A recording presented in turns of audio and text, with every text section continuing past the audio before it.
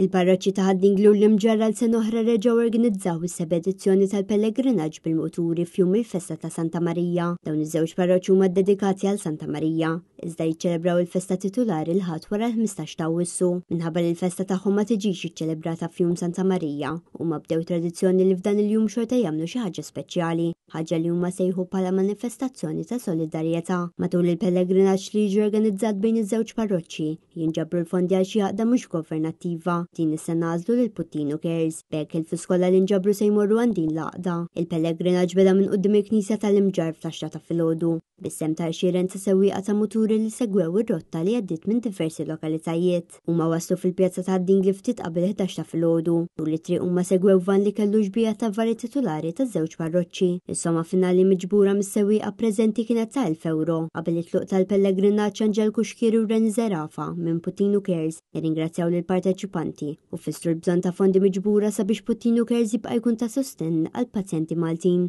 li jirċevu kura barra minn Malta kif ukoll aqraba tagħhom. Ħdejn il-Knisja ta' Ħaddingli l-Arċipriet ta' Ħaddingli Kanunku David Farrugia mexxa talba u bierek lis-sewwieqa tal-muturi. Is-sewwieqa ngħataw ċertifikat ta' parteċipazzjoni u tifkira tal-okkażjoni.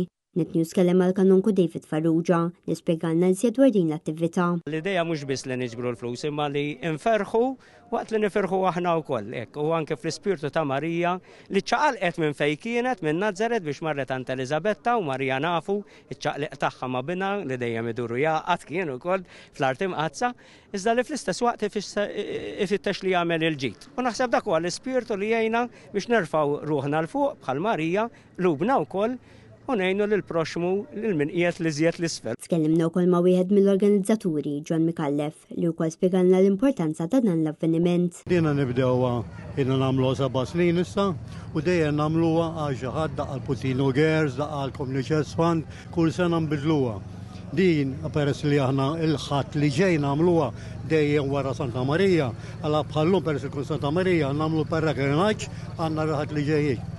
U li niġbru għal minnu fil-bżon ħafna iktar minna. Din l-inizjattiva mhix l-unika ġesta solidarjetà li saru miż-żewġ parroċċi f'dan iż-żmien ta' festa. Hekk kif il-parroċċi kollaboraw maċ-Ċentru Nazzjonali tat-Trasfużjoni tad-Demm biex il-Mobile Blood Donation Unit kien f'dawn il-lokalitajiet.